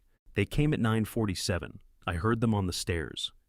Two sets of footsteps, Richard's heavier tread, and Diane's precise, measured pace behind him, the combination of sounds I had been listening for since sundown. I had been sitting in my armchair for 3 hours, dressed hands folded, waiting with a particular quality of stillness that 30 years on the bench had built into my bones. Waiting was not passive. Waiting done correctly was the most active thing a person could do. I had used those 3 hours well. I had gone over everything in my mind, every piece, every person, every moving part of what I had set in motion over the past 5 days, the way a pilot runs through a checklist before takeoff. Not because he doubts the plane, but because the stakes are too high to leave anything to assumption. The pills were at the forensic lab on 168th Street. The audio file had been authenticated. Eddie was alive in Westchester Medical. Tommy Briggs had walked into the 46th precinct at 4:30 in the afternoon and told the truth. The arrest warrant had been signed at 5:47. Mendez was outside. She had been outside since 9:30, parked just beyond the gate with her lights off. She had told Clara that afternoon that she would move at 10 o'clock, whether she heard anything or not. Clara had gotten word to me through Mrs. Park, who had slipped a note under the garden gate just before sundown. 3 words in Edna's handwriting: 10 o'clock. Ready. It was 9:47. I had 13 minutes. The door flew open hard enough to hit the wall. Richard came in first. His face was flushed and tight the way it got when he had been working himself up to something for hours and had finally crossed the threshold between intention and action. I could not see his face clearly. My vision had narrowed to shadows and shapes and the vague geometry of people moving in a lit room. But I had known Richard's face for 44 years, and I knew what flushed and tight felt like in a room, even when I could not fully see it. The energy of him was different tonight, coarser, more desperate, the energy of a man who has run out of the kind of options that feel clean. He was carrying something in his right hand. I heard it before I could identify it, a faint electronic whine, and then the sharp crack of it hitting the surface of my bed, hard, deliberately. Eddie's phone. Cracked screen, dark the SIM card slot, hanging open where someone had forced it. My stomach dropped. Not because of what the phone meant about Eddie. I knew Eddie was alive. I had known since Clara's message that morning, but because of what Richard's face looked like when he threw it. Because of what it told me about how far he had traveled from the boy who had once run down the hallway to ask me if the good guys won. Your old friend had a very unfortunate accident on the Taconic last night, Dad. Richard's voice was shaking, not with grief, with the particular vibration of a man who has done something he cannot take back and has not yet decided how to carry it. Every word came out slightly too fast, slightly too tight, pressed through a constriction in his throat that had not been there a week ago. Nobody's coming to help you. Nobody even knows where you are. My chest seized, not from fear from the sound of my son's voice saying those words. From the recognition that the 8-year-old who had asked me if the good guys won had grown into a man who could stand in his father's bedroom and say nobody's coming with that particular combination of threat and desperation. The grief of it moved through me like something physical, a wave that started in my sternum and spread outward to my hands, which I kept absolutely still on my lap through an effort of will that cost me more than anything I had done all week. I kept my hands still. I kept my face where it needed to be. Diane moved past Richard to the desk and spread the documents across it with the efficiency of someone who has rehearsed this moment many times, 3 pages paper clipped, with 2 lines flagged in yellow at the bottom of each page. She set a pen on top of the stack with a small, precise click and then turned to face me. Her posture was immaculate. Her expression was controlled. She looked like a woman conducting a routine business meeting rather than standing in her father-in-law's bedroom at 10 o'clock at night, having just helped arrange the serious injury of a 74-year-old man on a rain-soaked highway. "Assign all 3 pages tonight, Walter," she said. "Every flagged line, and then this is over and we all move forward. And if I don't..." My voice came out steadier than I had any right to expect. Diane tilted her head slightly. "Then tomorrow morning, the people who find you will assume that a confused, grieving, partially blind old man wandered out of his room in the dark and fell down the stairs. These things happen, Walter, especially to people who can't see where they're going." The words landed in my chest like stones dropping into still water. I felt the ripples moving outward, the fear real and physical and entirely genuine moving through me like cold water rising. I let myself feel it. Because the alternative was pretending I was made of something I was not, and I had never been that kind of man. A shaking hand was not a reason to stop. It never had been. I looked toward Richard's voice, toward my son. I could see him only in outline, a tall shape standing 3 feet from my chair's shoulders, forward, the posture of someone who has been holding tension in his body for so long, he has forgotten what it feels like without it. "Richard," I said, "do you remember what you asked me when you were 8 years old, after you broke your mother's favorite vase and tried to tell me the cat had done it?" Something moved in him. I felt it rather than saw it, a shift to flinch, the involuntary physical response to a memory arriving unexpectedly in a moment, when you are not braced for it. "You asked me, Dad, how did you always know?" I let a moment pass, let the memory sit in the room between us where we both had to look at it. The kitchen, the afternoon light, the ceramic pieces on the tile floor, the cat on the windowsill, with the supreme indifference of a creature that understood it was being framed and found the whole enterprise beneath its dignity. "Because guilty people always move too fast, son. That's what I told you." I tilted my head slightly in his direction. "You have moved very fast this week, Richard." Richard made a sound, not quite a word, something caught between irritation and something older and more complicated. Something that had the texture of pain that has been sitting in a person for a very long time without being addressed. His hand came up and pressed flat against the side of his face, a gesture I recognized from when he was a teenager, from the moments when something reached him that he did not want to let reach him. The room changed. Something had shifted in the quality of the space between us, in the rhythm of their breathing, in the particular weight of the air, when something true has been said in a place where people have been working very hard to avoid the truth. Diane recovered first. She always recovered first. "Sign the papers, Walter." I unfolded my hands from my lap, slowly, deliberately, and placed them on the arms of the chair. "I'll sign," I said. "But first, there's something you should know." Richard took a step toward me. Diane's chin lifted. Her eyes went very still. Outside at the far end of the driveway, a pair of headlights turned slowly off the road and came to a stop just beyond the gate. White headlights, not yet the red and blue, but they were there, and in 13 minutes everything would change. I heard Tommy Briggs tell his story twice. The first time was from Mendez, who described it to me the evening after everything was over, sitting in my living room with a cup of coffee she did not touch, walking me through the afternoon, hour by hour. The second time was in court 3 months later, where Tommy sat in the witness box in a gray suit and told it again from the beginning, in the same flat, careful voice, without embellishment and without evasion. Both times, the part that stayed with me longest was not the evidence. It was the reason.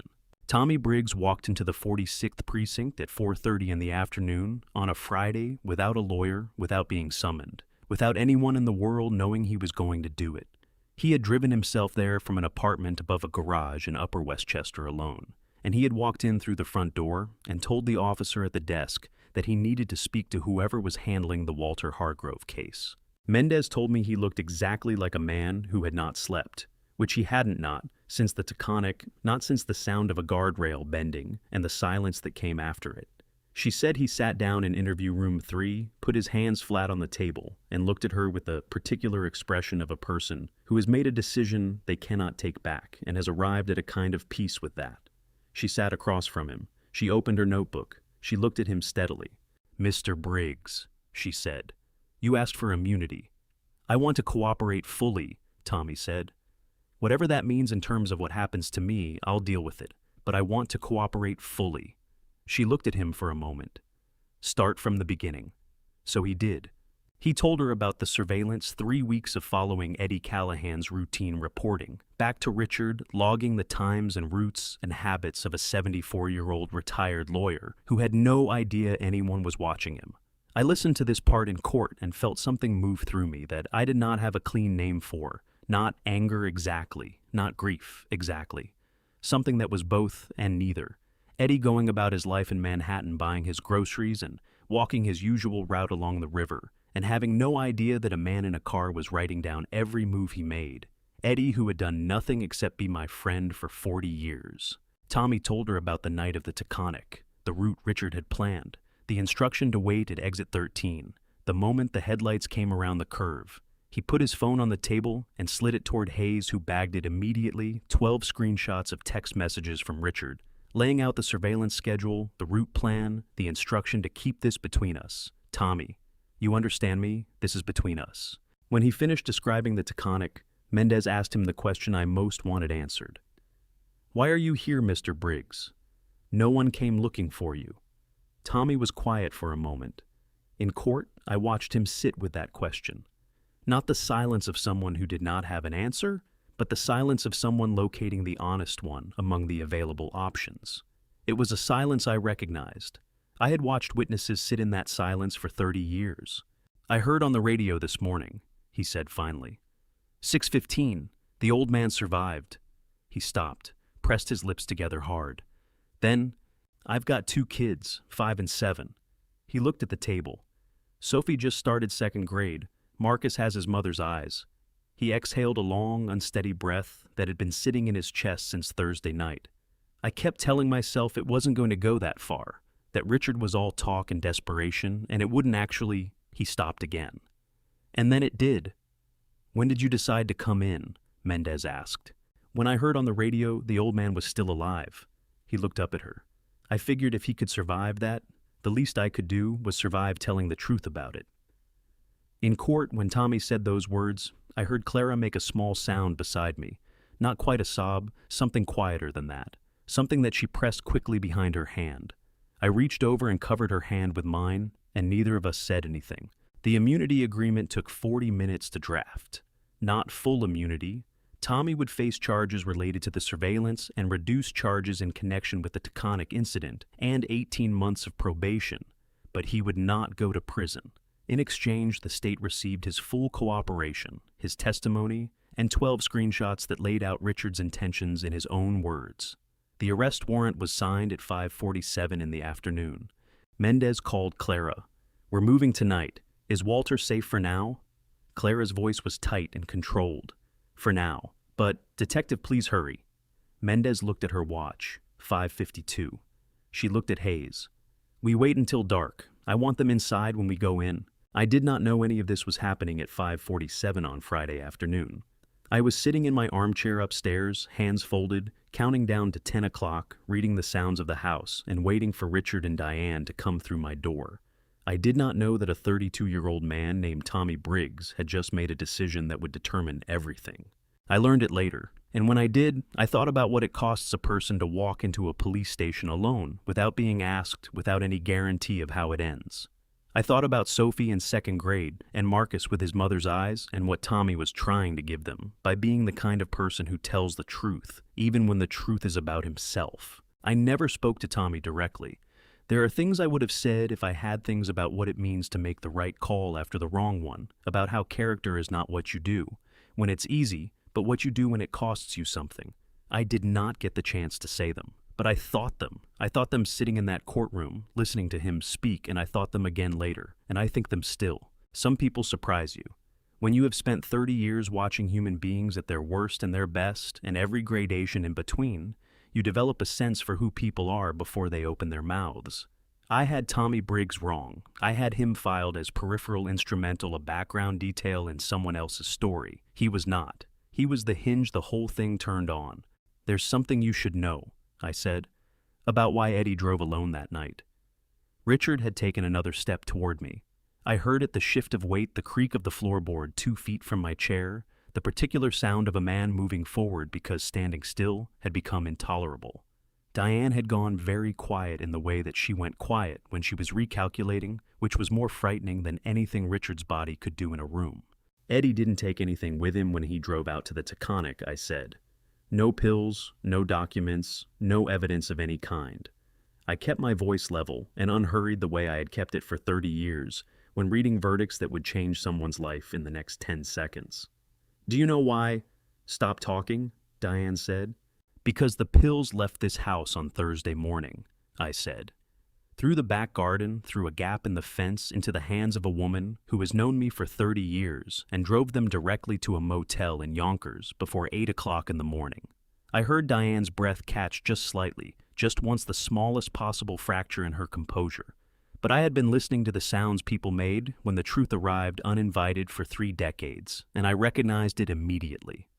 The audio recording, 47 minutes of your own voices in the kitchen on Tuesday night, was authenticated by the NYPD Forensic Audio Unit this morning and submitted to the Westchester County District Attorney's Office this afternoon. "You're lying," Richard said, but his voice had changed. The shaking was still there, but underneath the shaking now was something else. Something hollow, the sound of a structure that has lost its load-bearing wall and has not yet fallen, but knows that it is going to. Dr. Philip Okafor provided a formal statement this morning, confirming that his signature was forged on 2 separate prescription modifications submitted in his name over the past 6 weeks. I tilted my head slightly toward Richard. "That's criminal fraud, in addition to the elder abuse charges. Richard, in New York State, elder abuse in the first degree carries up to 25 years. I paused. And Eddie Callahan woke up at 4:15 this morning in Westchester Medical Center, and the first thing he asked the nurse was whether anyone had called Walter Hargrove. The silence that fell was not empty. It was full packed with the weight of everything that had been said and everything that could not now be unsaid, with the sound of Richard's breathing coming faster and shallower, with the sound of Diane's heels turning on the hardwood floor as she moved toward the window. She stopped moving. Through the glass, I knew she could see what I had been hearing for the past 90 seconds, the lights at the end of the driveway, blue and red, now not just white. The particular rotating pattern of law enforcement vehicles that had pulled in quietly without sirens the way Mendez would do it when she wanted to make sure nobody ran before she got to the door. "You set us up." Diane's voice was something I had never heard from her before. Stripped of the warmth, stripped of the precision, stripped of everything she used it for, down to something raw and unprocessed underneath. "You planned all of this." My hands were trembling on the arms of the chair. I did not try to stop them because some things deserve to be felt, and this was one of them. This exact moment, my son standing 6 feet away, with his life collapsing around him and me having been the one to pull the thread that started it. The grief of that was real. It did not cancel out the necessity of what I had done, but it was real, and I was not going to pretend otherwise. "No," I said. "I didn't set you up, Diane. I stopped pretending that I wasn't watching." I turned my face toward where Richard was standing. "You set yourselves up, the moment you decided that what I had built was worth more to you than I was." Downstairs, the front door came open. Footsteps in the front hall measured purposeful, unhurried. Then on the stairs. Then in the hallway outside my bedroom door. Richard made a sound, low and broken from somewhere deep in his chest. Not a word, not quite a sob. Something between the two that had no name I knew of. His knees hit the floor beside my chair, so suddenly that I felt the vibration of it through the legs of the armchair, and his hands came up and gripped the arm of it, and his head went forward and he wept. Not quietly, not with dignity. With the total ungoverned desperation of a man who has run out of every other option and discovered too late that this was where it ended. "Dad!" His voice was completely wrecked. "Dad, I'm so sorry. I'm so sorry I didn't. It wasn't supposed to." I put my hand over his on the arm of the chair. I felt his fingers shaking under my palm, felt the full physical force of what was moving through him, and I held on. My throat closed around everything I wanted to say, everything I had been holding for 30 years, for 44 years, for the entire length of a relationship that had never found the language it needed until right now, when it was almost too late. "Richard," I said. My voice broke on his name. Completely and without warning, it simply broke. "Richard." The door opened. Mendez stepped in with Hayes behind her, and 2 officers I did not recognize, and the room filled with the sounds of law enforcement doing its work. The reading of rights, "You have the right to remain silent. Anything you say can and will be used against you in a court of law." The specific mechanical sound of handcuffs. Diane's voice saying something sharp and clipped that I did not fully catch, because all of my attention was on Richard's hand under mine and the sound of my son crying on the floor beside my chair. They lifted him up. I felt it the moment his hand left mine. The sudden absence of it, the cold. Hayes took his arm gently. "Mr. Hargrove, come with me, please." Richard straightened. I heard him pull in a breath, ragged, effortful, the breath of a man trying to reassemble something that had come apart. He took 1 step toward the door. Then he stopped. "Dad." His voice was barely above a whisper. "Did you ever love me?" Even after all of this, the room held its breath. I opened my mouth to answer, and then I closed it again, because the answer was too large for this moment, too important to be rushed too full of everything I had never said when I should have said it. "Ask me that again," I said quietly, "when you can hear the answer properly." Hayes let him out. The door stayed open behind them, and I sat in my chair in the sudden quiet with my hand still on the arm where Richard's had been, and I did not move for a very long time. They took Richard out through the front door at 10:23 in the evening, and the house that had held 4 generations of Hargroves went quiet in a way it had never quite been quiet before. Not the quiet of sleep or of absence, but the quiet of something finished, something resolved at a cost that would take years to fully reckon. I stayed in my chair for a long time after they left. Hayes had offered to have someone stay with me. I had declined. I needed the quiet the way you need air after a room has been too full of people for too long, and I sat in it and breathed it and let the shaking in my hands gradually subside, which took longer than I would have liked. At some point I would have to answer Richard's question properly. I had told him to ask again when he could hear the answer, which meant when he was not in handcuffs on his way to a processing center, when the shock had settled enough that the words could reach him rather than just landing on the surface of his devastation and sliding off. The answer was yes. It had always been yes. It would always be yes, regardless of what he had done or tried to do, because that was not how a father's love operated. It did not run on a meter that switched off when the reading got bad enough. It ran on something older and more stubborn than judgment, something that had been there before Richard could walk or speak or make a single decision of any kind, and it would be there after all of this was over and done and whatever came next had begun. I would tell him that, when he could hear it. 3 months later, on a Tuesday morning in December, when the first real cold of the year had settled over lower Manhattan, and the plane trees along Center Street had given up the last of their leaves, I sat in the front row of a New York State Supreme Court courtroom and listened to the case against my son and his wife being opened by a prosecutor who was thorough and careful and very good at her job. Richard's attorney had been making a great deal of noise in the pretrial hearings about the absence of a valid estate document, arguing that, without a properly executed will or trust on record, the financial motivations attributed to his client were speculative. It was not a strong argument, but it was the argument they had, and they were making it loudly and with the particular energy of a legal team that knows its strongest card is not the law, but the length of time it can make things complicated. The courtroom doors opened at 10:47. I heard the change in the room before I understood what had caused it, a shift in attention. The collective small movement of people turning to look at something, the kind of ripple that moves through a space when someone unexpected has walked into it. The footsteps that came down the center aisle were measured and unhurried, the footsteps of someone who had decided well in advance exactly how they were going to enter this room, and was executing that decision with complete precision. I knew those footsteps. I had grown up with those footsteps. "Your Honor," a woman's voice clear and carrying with the particular confidence of someone who has spent a long time in rooms that tried to make her smaller and has stopped accommodating that effort. "I apologize for the interruption. My name is Margaret Hargrove. I am the younger sister of Walter Hargrove, and I have documentation that I believe is material to the proceedings before this court." I heard the rustle of the leather satchel. She was carrying the old brown one, the one our mother had given her when she graduated from Vassar in 1978, and that Maggie had carried everywhere, since as a point of personal stubbornness. I heard it open. I heard the sound of papers being laid on the clerk's desk. "This is a revocable living trust executed by Walter Hargrove in the state of New York in 2014, Maggie said. "It was prepared by the firm of Caldwell and Associates in White Plains, witnessed by 2 independent parties, and notarized by a New York State notary public. Under the terms of this trust, all assets belonging to Walter Hargrove are held in trust. During his lifetime are not subject to any power of attorney arrangement and cannot be transferred, modified, or encumbered without the written consent of the trust's named successor trustee." She paused, and I could hear in the pause the particular pleasure of someone who has been waiting a long time to say what they are about to say. "I am the named successor trustee. I have been since 2014. Every attempt made in the past 3 months to obtain a power of attorney, to have Walter Hargrove declared legally incompetent, or to transfer any of his assets by any means, was void from the moment it was attempted. The trust precluded all of it." Richard's attorney said something sharp and objecting. the judge's gavel came down once.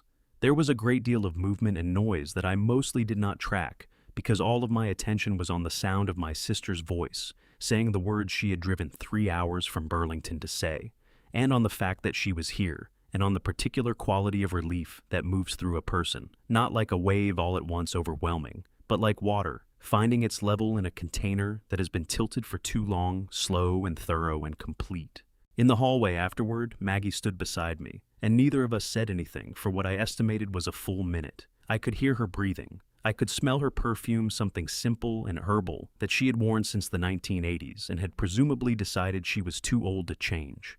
The sounds of the courthouse moved around us, footsteps, voices, the distant percussion of doors. "I got your letter," she said finally, "the one through Mrs. Park." "I know you did," I said. "You always were the punctual one." She made a sound, half laugh, half something older and more complicated, the sound of 15 years of unnecessary distance suddenly acknowledged. And then she put her hand on my arm just above the elbow and squeezed once, and I put my hand over hers, and we stood like that in the hallway while the courthouse moved around us and December came in cold through the high windows above the doors. "I should have called years ago," I said. "Yes," she said. "So should I." She squeezed my arm again. "We'll make up for it." Mendez appeared at my left elbow. "Walter." Her voice was quiet and professional, and underneath it, something warmer. "Jury selection starts tomorrow morning. Are you ready?" I straightened. The answer to that question had been 30 years in the making. It had been every verdict I had ever delivered, every piece of evidence I had ever weighed, every moment I had spent learning to trust the system I had served and to believe that it was on balance and over time worth serving. "I've been preparing for this for 30 years, Detective," I said. "I just didn't know this was the case it was for." Maggie laughed fully this time, the way she used to laugh when we were children. Running through the grass behind our parents' house in Vermont, before time and distance and the accumulated weight of unspoken things had made laughing together feel complicated. It felt simple now, remarkably unexpectedly simple. The trial lasted 3 days. I will not recount every hour of it. 3 days in a courtroom produces a volume of testimony and argument and procedural motion that would fill a document far longer than anyone would want to read, and the truth is that most of it was not the kind of dramatic confrontation that people imagine when they think about criminal trials. Most of it was methodical and careful and exhausting, the slow accumulation of fact upon fact upon fact until the weight of it became undeniable. But there were moments. Eddie Callahan came in on the first morning, supporting himself on a cane, his left side still not entirely right. 3 months after the Taconic, the ribs healed, but the body's memory of trauma longer lasting than the trauma itself. He moved slowly, and he moved with pain that he did not hide and did not perform, and the courtroom watched him cross to the witness stand, with the particular attention that a room gives to someone who has survived something. He sat down. He adjusted the microphone. He looked at the jury with a clear, level gaze of a man who has spent 40 years in federal courtrooms and understands that 12 people watching your face are forming conclusions about you before you say a single word, and he made sure that what they concluded was the truth. "Mr. Callahan," the prosecutor said, "can you describe the events of Thursday evening, the night of the Taconic State Parkway incident?" I received a text message and a voice clip from a number I recognized as Walter Hargrove's, Eddie said. His voice was steady. The voice clip was Walter's voice, or something assembled from it. I know his voice well enough to know now that it wasn't quite right, but at the time, I was worried about him, and I wasn't listening for that. I drove north on the Taconic. He paused. I didn't make it to where I was going. "Can you describe what happened on the road?" "Headlights came up fast behind me," Eddie said. "Too fast for the conditions. I had time to register them and then impact. From behind, angled to the left. My car went off the road." He looked at his hands for a moment, then back at the jury. "I woke up in Westchester Medical. The first thing I asked was whether anyone had called Walter Hargrove." The defense attorney cross-examined him for 40 minutes and accomplished very little because Eddie Callahan had 40 years of courtroom experience and was constitutionally incapable of being rattled by a lawyer who was working with facts that did not support his case. Tommy Briggs testified on the second morning. He came in without a cane, without visible injury, without anything to mark him as a victim, which made his testimony in some ways harder to hear than Eddie's, because there was nothing to look at except a 32-year-old man in a gray suit sitting very straight in a chair and telling the truth about something he had done and failed to do and would carry for the rest of his life. He described the surveillance. He described the night on the Taconic, the route, the timing, Richard's instruction, the impact driving away afterward. He described sitting in his apartment for 4 hours in the dark. He described the radio at 6:15 in the morning. His voice did not waver. His hands clasped on the railing of the witness stand were absolutely still. The stillness of someone who has decided that the only thing left to do is be completely uncomplicatedly honest and let that be whatever it is. When the prosecutor asked him why he had come forward, Tommy was quiet for a moment. The same quality of silence the jury had already seen from him. Twice the silence of a man locating the honest answer among all the available ones. Then he said something brief and direct that I will not repeat here because some things lose their weight the second time they are said, and what Tommy said in interview room 3 at the 46th precinct had already earned its permanent place. The jury heard it. That was sufficient. What I noticed watching him from the front row was his hands, clasped on the railing of the witness box, absolutely still. Not the stillness of someone suppressing emotion, the stillness of someone who has already moved through the emotion and arrived somewhere quieter on the other side. In the gallery, Clara pressed her hand over her mouth. Lily, sitting beside her, leaned her head against her mother's arm and stayed there. Dr. Okafor testified to the forged prescriptions. His voice carried the measured fury of a physician whose professional integrity had been used as a weapon against a patient in his care, and he delivered every word of his testimony with a precision that left no room for the defense to find purchase. The audio file was played on the afternoon of the second day. 47 minutes of two voices in a kitchen on a Tuesday night, recorded by a child who had left her tablet on a shelf and fallen asleep. The courtroom was very quiet while it played. The court reporter's fingers moved steadily over her keys. Richard sat with his head bowed, his shoulders curved inward, making himself as small as possible in the chair beside his attorney.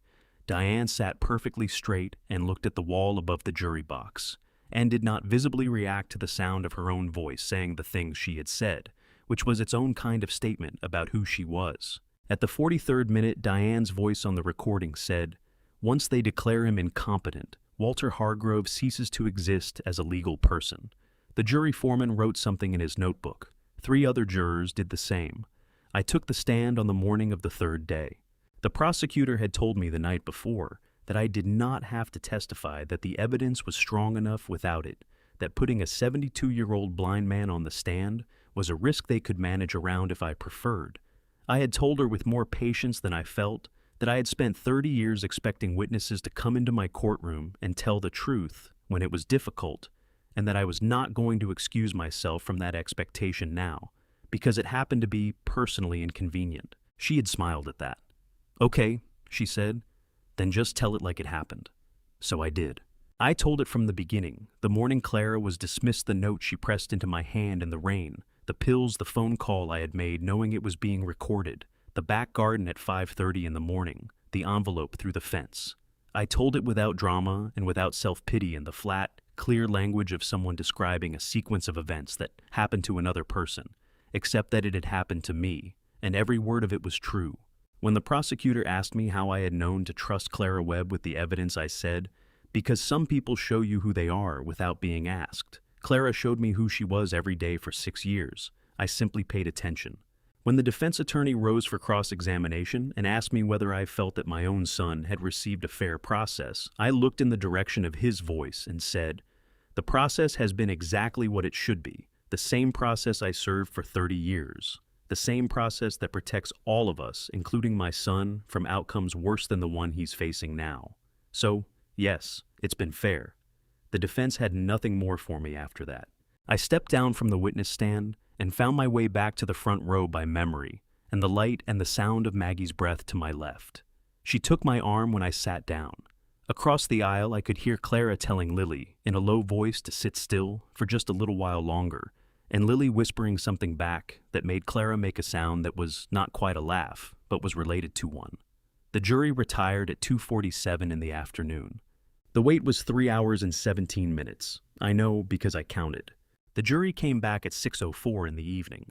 3 hours and 17 minutes. I had counted every one of them, not anxiously, not with the frantic clock-watching energy of someone who does not trust the outcome, but with the deliberate attention of a man who has decided that this moment deserves to be fully inhabited rather than endured.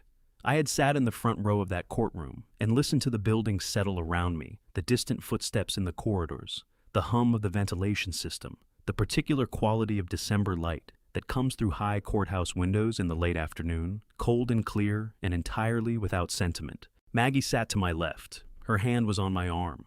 She had not moved it in 3 hours and 17 minutes, and I had not asked her to. Clara was behind me 1 row back. I could hear her breathing controlled, deliberate, the breathing of someone who has learned over the past 3 months that the best thing she can do in any given moment is simply stay steady.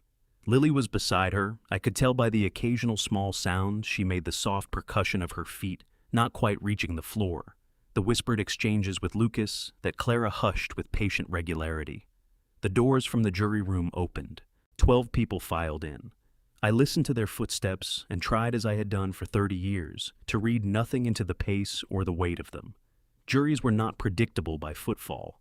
That was a myth, and I had learned that early. The 4 persons stood. A woman, her voice was low and certain, the voice of someone who has spent 3 days taking this seriously and arrived at a conclusion she is prepared to stand behind. On the charge of attempted murder in the 2nd degree against Richard Allen Hargrove. A pause that lasted perhaps 1 second and felt considerably longer. We, the jury, find the defendant guilty. Richard made a sound, small and involuntary, quickly suppressed the sound of a man absorbing a blow he knew was coming, and discovering that knowing it was coming had not made it land any softer. On the charge of elder abuse in the 1st degree against Richard Allen Hargrove, guilty. On the charge of criminal fraud, guilty. On the charge of conspiracy, guilty. Maggie's hand tightened on my arm. I put my hand over hers and held on. They read Diane's charges next. Guilty on all counts, same as Richard, each word landing in the courtroom with the flat, irrevocable finality of something that cannot be walked back.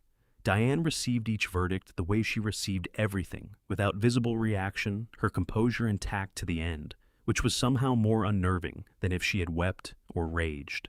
The sentencing came 2 weeks later in the same courtroom in front of the same judge. Richard received 25 years to life. The judge spoke to him directly before pronouncing it, not cruelly, not with satisfaction, but with the sober weight of someone who understands that the law is a system built to protect people, and that sentences exist not as punishment in the punitive sense, but as consequence in the structural one. Richard sat through it with his head up, which I had not expected, and which cost him something I could hear in the quality of his breathing. Diane received 18 years. Her attorney had argued for less. The judge had not been moved. When it was over, I sat in my chair for a long moment and let the room around me settle into the quiet of something concluded. 30 years on the bench had taught me to recognize that quiet, the particular stillness that fills a courtroom when the last word has been spoken and the thing that needed to be resolved has been resolved. It was not a happy quiet. It was not a sad one. It was simply the quiet of completion, and it was in its own austere way beautiful. Eddie found me in the corridor outside, moving better than he had at the start of the trial. The cane more precaution than necessity now. He put his hand out. I found it and shook it, and then he pulled me forward and put his arms around me, and I felt the careful way he held himself, protecting the left side still 3 months on, and held him back. 30 years, Walt, he said against my shoulder. 30 years I've been waiting for you to need my help with something. And, I said, and you mostly handled it yourself, he said, same as always. He pulled back. I could hear the smile in his voice, old and warm and entirely characteristically Eddie. Infuriating. Clara was next. She did not say anything. Right away she came and stood beside me, and I felt her presence the way you feel the presence of someone who has become familiar to you, part of the texture of a space. And then she put her hand on my arm and said very quietly, "He would have been so proud of you, Judge Walter, so incredibly proud." I did not ask who she meant. I knew who she meant. "He was proud of you first," I said. For the record, she laughed a wet, slightly broken laugh that turned into something steadier and squeezed my arm once and let go. Lily appeared at my other side approximately 2 seconds later as she tended to do with the unerring spatial instinct of an 8-year-old who has decided that she knows where she belongs and acts on that knowledge without hesitation. "Judge Walter," she said, "we won."